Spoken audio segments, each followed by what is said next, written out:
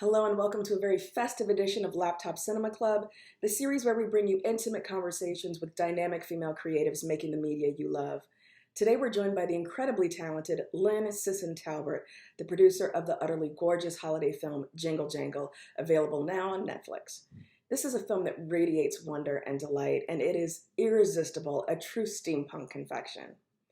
Jingle Jangle is a 20-year labor of love for Talbert and her creative partner and husband, who directed and wrote the film.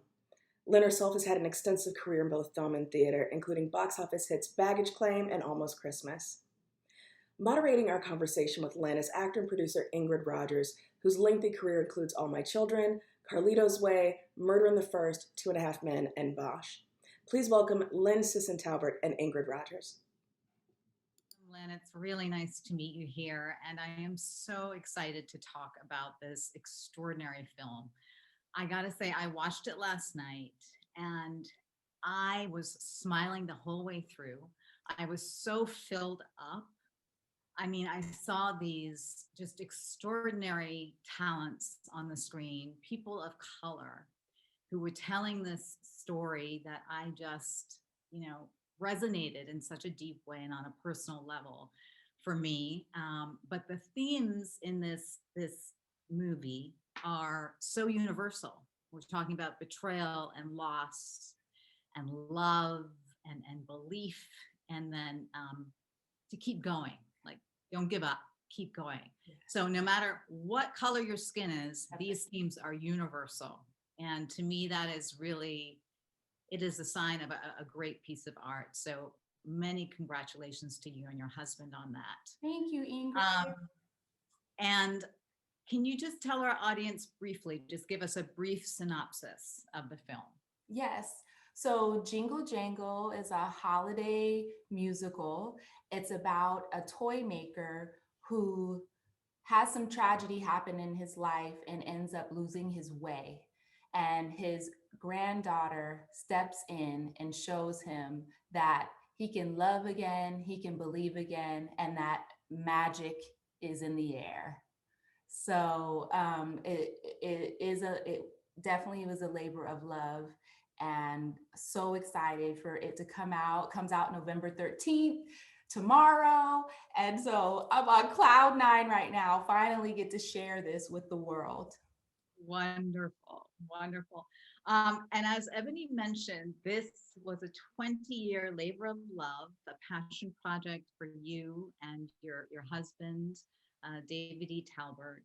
Yes. So I guess my question to you is, A, how did you keep that passion alive for so long? And then what was the turning point that took this from passion into an actualization and materialization of this film?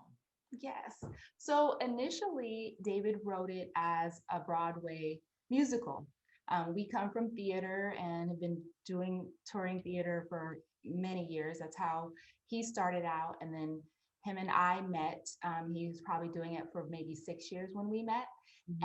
And I was a senior in college. And, us as women in general, we insert ourselves in things when we see that things need a little female touch, as I like to say.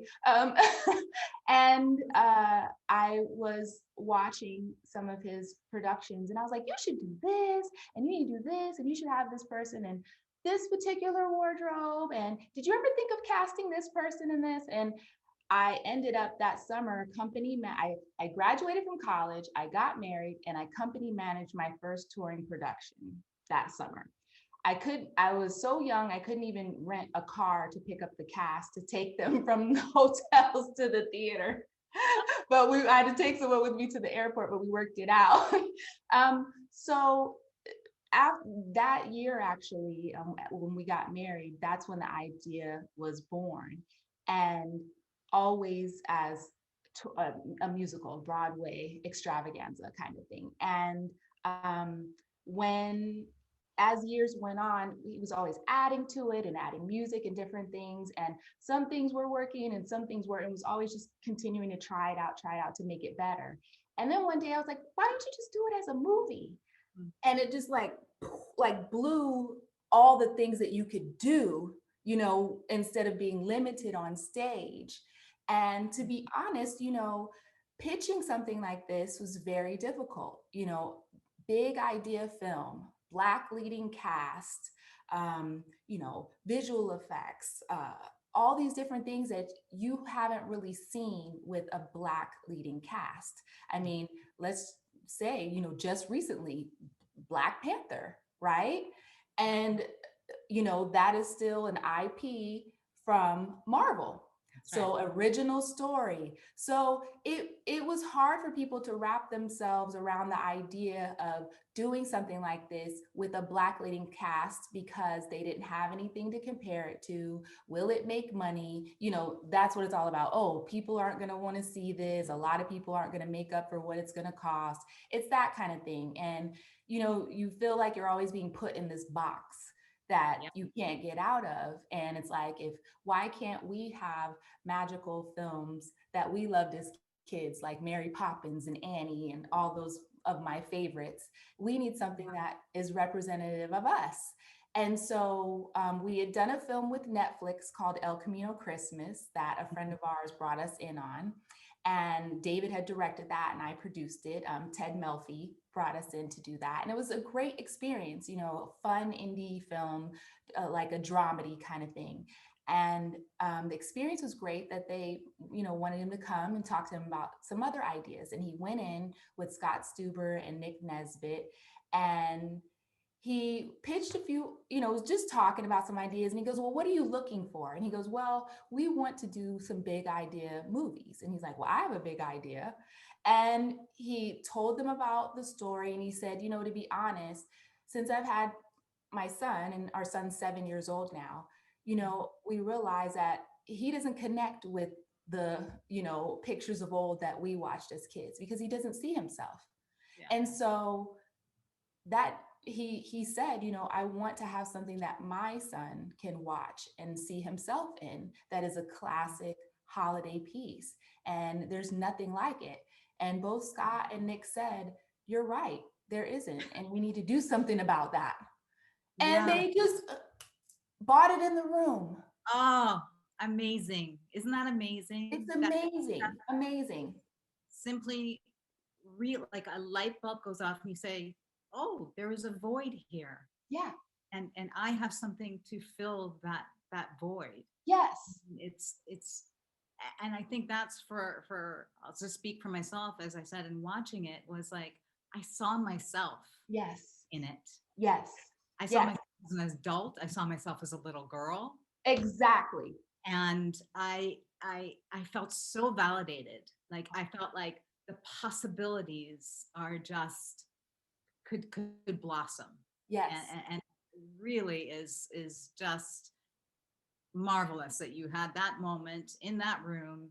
Your husband pitched the idea and they said, yes, there is a niche here that needs to be filled. Yes. Let's do it. So that's wonderful. Yes. Now you mentioned the cast. You have, oh my goodness, an extraordinary cast. The talent in here is just off the chain. You have Forrest Whitaker, who is his humanity. Yeah.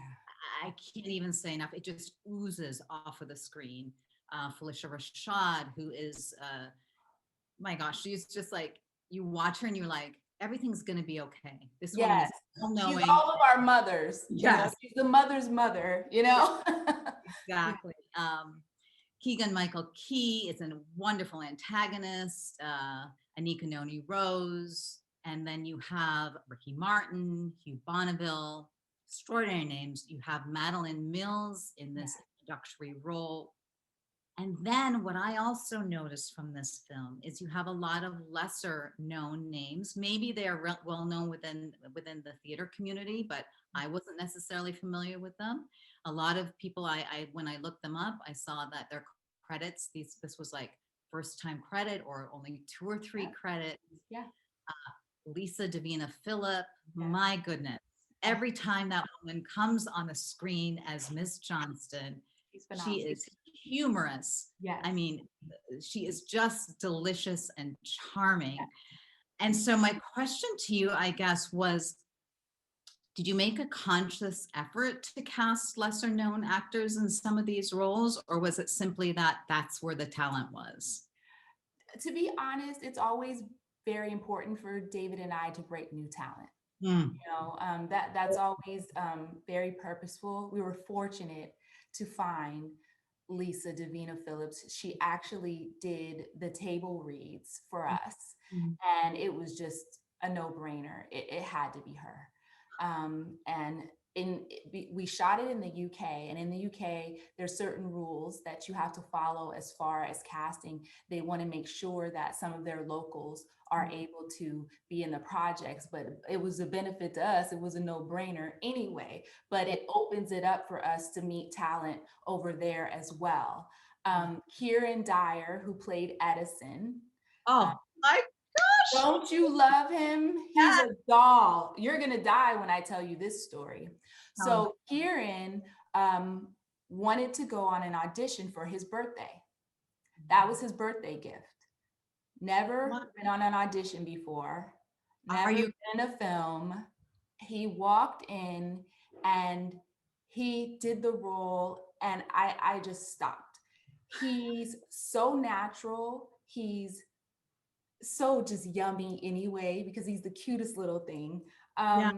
And so sweet. His favorite film was The Greatest Showman at the time, and he could do the dances. I was like, let me see you do a little choreography. And he literally started doing it. And he said, he's like, I love Ashley Wallen, the choreographer. I love the choreographer he did, the choreography he did in Greatest Showman. And I said, well, you know what? Ashley Wallen's doing our choreography. And he just lost it. And there was just no one else other than him to do the role. And I was so excited to give a young kid like this, who just wanted to go on an audition, a chance to be in a film, to be next to Forrest Whitaker and Anika Noni Rose. So that was amazing. And Madeline Mills, we did a worldwide search for the character journey. And we did a worldwide search for her. And literally, as soon as she came in the room, she is a bright light. And the thing that I love about her most is not only is she talented and professional, but she's a little girl too. You know what I mean? She's a kid, and she exudes that youthfulness, where sometimes with child actors, you kind of get an adult vibe. Yeah. Where she is professional and talented and has that as far as her regimented ways of working. But as far as her exuberance, she's a kid. And that's the thing that kind of just Hearing how she radiated this energy. Yes. So Madeline, she radiated a light, and her exuberance with what she brought to the table, and her chemistry with all of the actors, especially Forrest. It was just wonderful. So we're just so grateful to be able to showcase new talent and to showcase our familiar talent who's just been in our hearts from the films that we love for years. But I feel like it's something really special to see them in this light, in a classic piece that our grandkids and our grandkids' kids will be watching forever.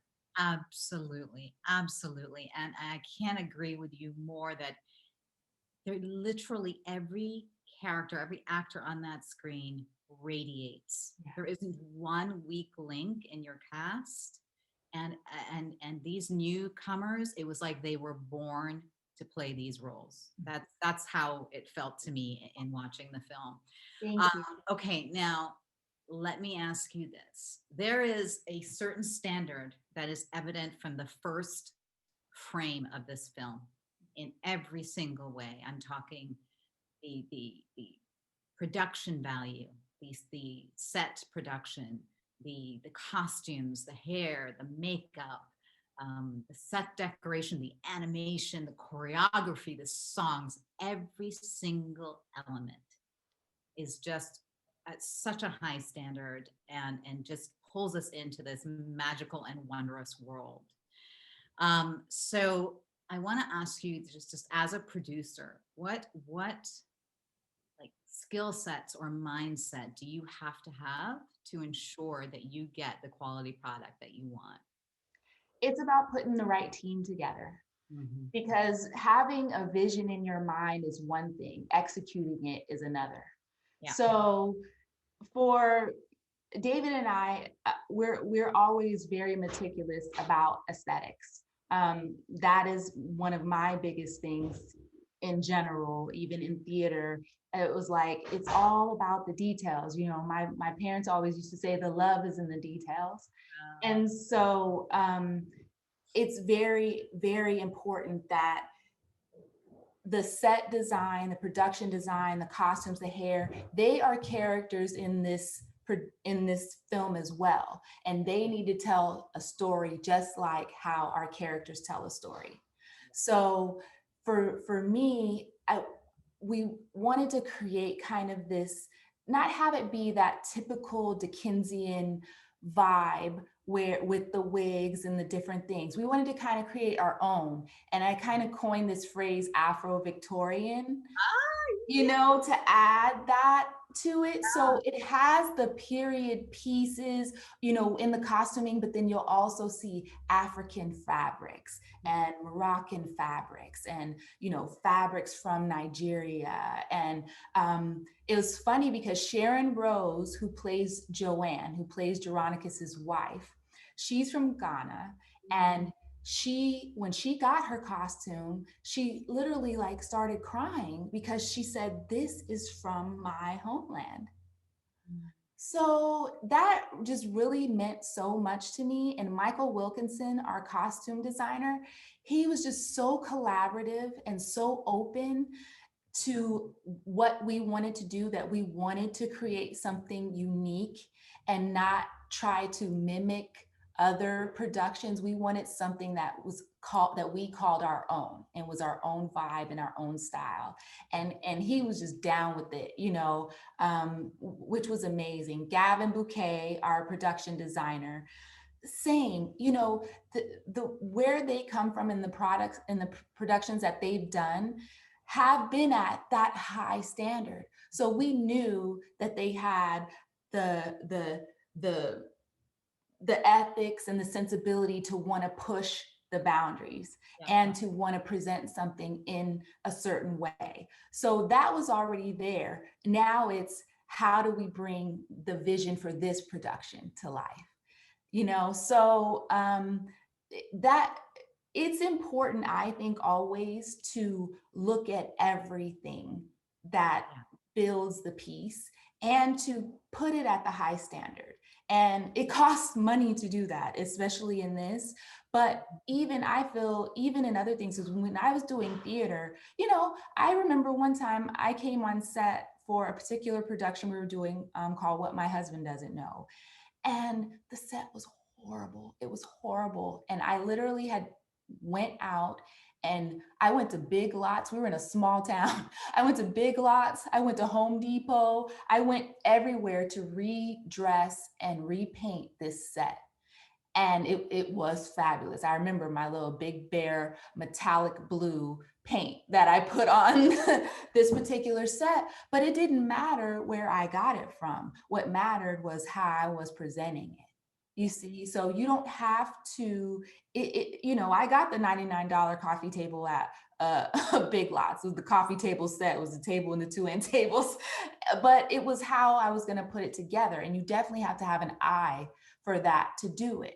So it's same in fashion. You know, we see people, they call it high low, where you do something high end and then you add something low end, but it still all looks fabulous. So I think that's important. And I feel like having that mentality coming from theater, the dollar goes much further, you know, but very purposeful in the caliber and quality.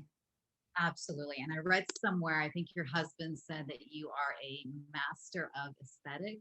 Oh, And I couldn't agree more. It's so evident in this piece. And as I said, the whole thing around, just in the sake of time, I'm just going to also say how extraordinary the music in this film is. I mean, it is fresh, it is soulful. You don't feel like you're watching just, an old school musical. It is just vibrant, and you move to it. So you've got some incredible um, composers, John Denby, and then songwriters Philip Lawrence, Davy Nathan, Michael Diskint, Yes, Michael Diskint. and John Legend. I just want to call them out because Oh, yes. Thank you. so great. All right, I'm going to leave you with this question. As I was watching the film, there is this delightful robot named Buddy. Yes. And on Buddy, I saw stamped on a close-up several times the name Elias. Yes. Yes. And so I was like, there's got to be some significance to Elias. And then I just, Googled what does Elias mean, and it's a beautiful meaning. But I was like, didn't really pertain necessarily to this. And then in the production notes, I saw what the meaning was, and I think it is just so beautiful that you and your husband chose to weave this into the fabric of this film. It's so personal to you, and that definitely emanates out to us at the audience. So if you wouldn't mind, can you just share with us what the meaning of that was? And yes. So Elias is our son, and this is really who we did the movie for. For him and for all the little boys and girls of color out there, and for the little boy and girl in all of us, who needs to feel the magic right now, and who needs to feel some joy now and at any time in your life. About to get emotional. But that's what really changed it for us. When we had our son, it became even more important, the stories that we put out there, and we want him to look at this and feel good and confident about the things that he can do, and that he can fly. That he can fly. And that was one of the most important things. I haven't seen anyone that looked like me fly.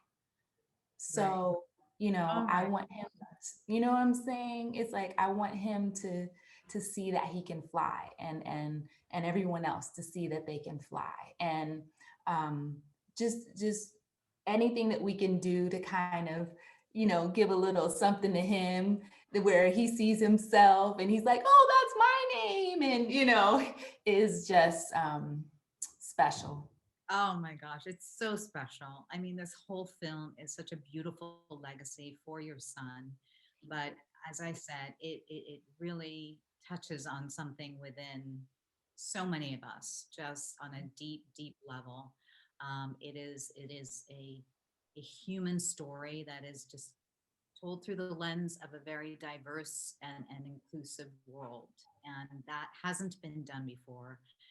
I want to thank you and your husband for making this and putting this out to the world. It really touches on our hearts in a very deep and meaningful way, like Black Panther meaningful way. Yes. Oh, thank you. This will go on to be watched over and over and over again by people. So congratulations, and I cannot wait for the world to see this movie. Thank you so much, Ingrid. It's been my pleasure, and we appreciate you receiving and feeling everything that we wanted for the audience and for ourselves. So thank you so much. Absolutely. And thanks, Lynn, for taking the time to sit down with us. And thank you to Women in Film for having us. Thank you. It's my pleasure. Look forward to doing it again.